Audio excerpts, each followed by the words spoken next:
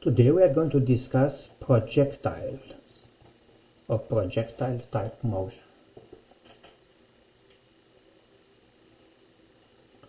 We will focus on two types of motions. When an object is launched with an initial velocity v0 horizontally, and because of the action of gravity, it will follow a path like shown in this picture. And the second type of problem, an object will be launched with an initial velocity that makes an angle theta with the horizontal, and again, because of the action of gravity, it will describe a path like shown here in the dashed line. These are obviously two-dimensional motions. They occur both in the x and in the y direction simultaneously. It is a complex motion. However, we can simplify it by breaking it into two different types of motion, one along x and one along y. So it's safe to say that one 2D motion is equal to two 1D motions. A strange looking equation, if you want, but it summarizes the way we are going to treat these types of problems. So let's start with the first motion. An object is launched with an initial velocity v0 from a certain height.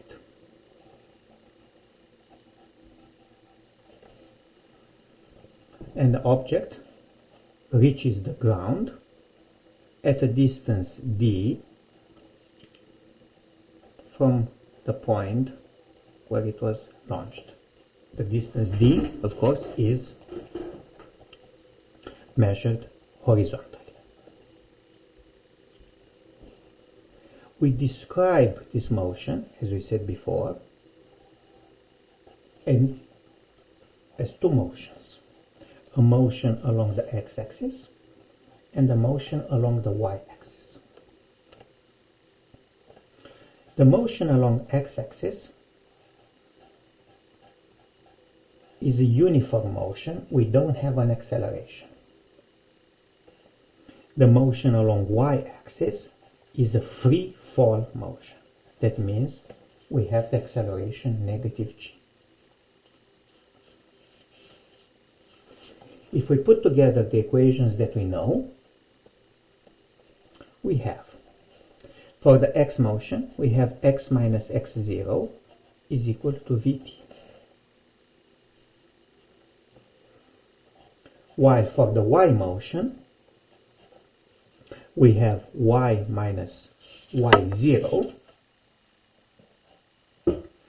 is equal to v naught yt minus 1/2 jt squared.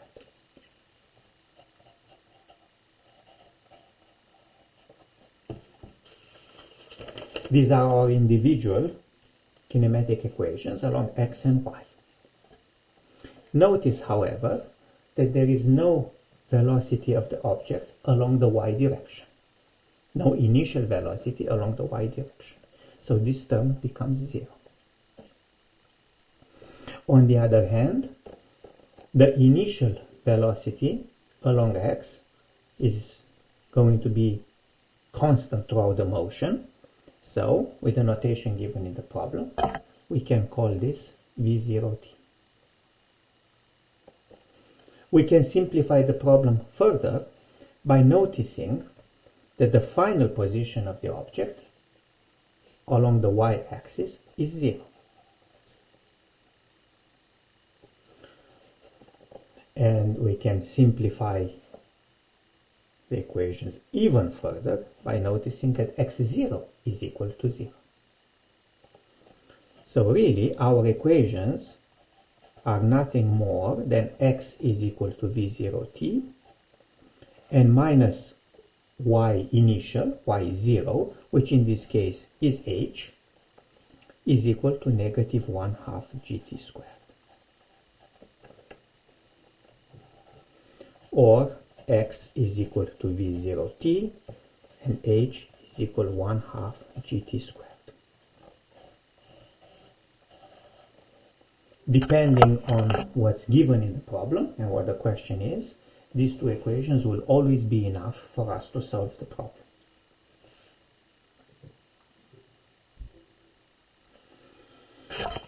If we want to find the velocity of the object when it hits the ground,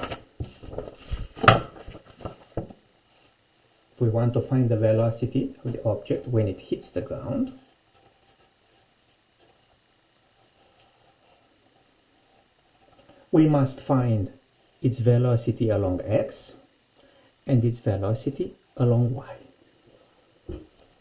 Let's label them Vx and Vy.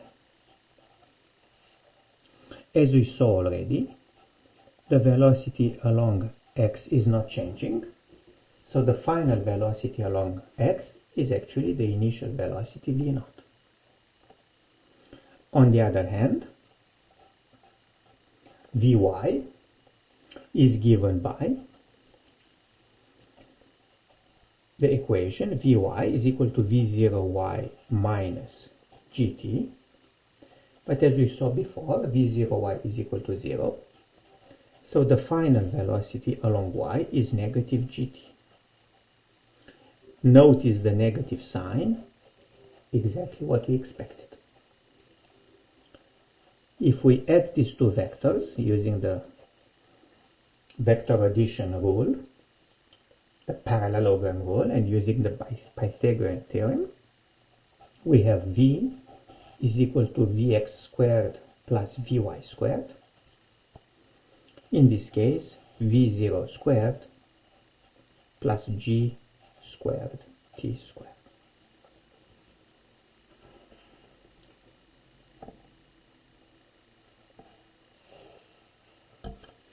How about the second motion? The second type of motion.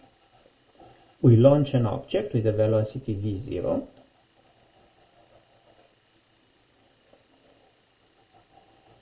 and the object will describe this path. We have to decompose the velocity along its x, and along y. Basic trigonometry reveals that Vx is v0 cosine theta and v0y is v0 sine theta. Exactly like in the previous problem, this velocity is constant because we don't have an acceleration along 0. On the other hand, this velocity changes continuously, even reaching a value of 0 at the highest point of the trajectory. At the highest point of the trajectory, the only component of the velocity is the velocity along x, which again has not changed. If we call this distance here d, we write our kinematic equations along the two directions. D is v0x times t, or v0 cosine theta multiplied by the time. On the y direction, the final position is 0, the initial position is 0, the initial velocity along y is v0 sine t, so the equation can be written like this, and minus 1/2 gt squared. Notice how consistent we are in using our kinematic equations. Final position, initial position, free fall. Acceleration is negative g. So these equations can be simplified greatly. The first one stays the way it is, v0t cosine theta. But the second one becomes 1/2 gt is equal to v0t sine theta.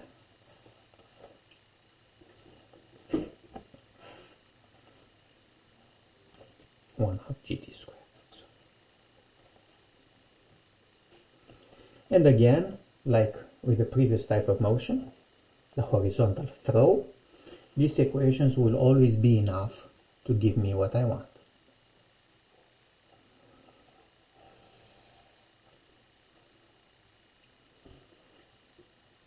An example, let's say a basketball player throws a ball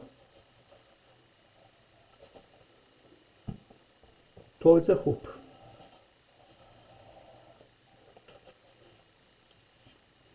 And we want to write the relevant equations. Depending on what's given in the problem or what's asked from us, we can use those equations to solve the problem. So let's say the initial height here is y0. Let's say the height of the hoop, let's call it h. And let's say the distance between the player and the hoop is d.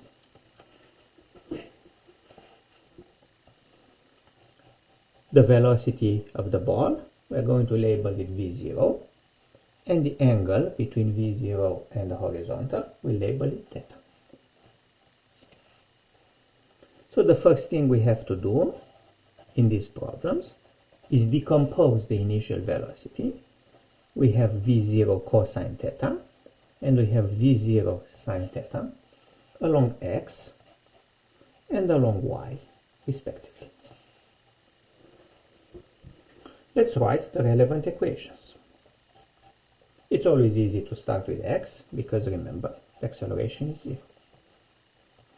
Which means the distance traveled by the ball on the horizontal axis is v0t times cosine theta.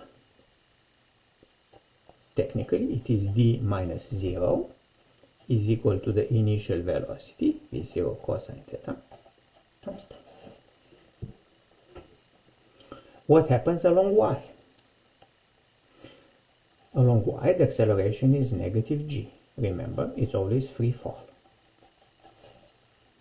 What is the final position of the ball? It is h. What is the initial position of the ball? It's y0.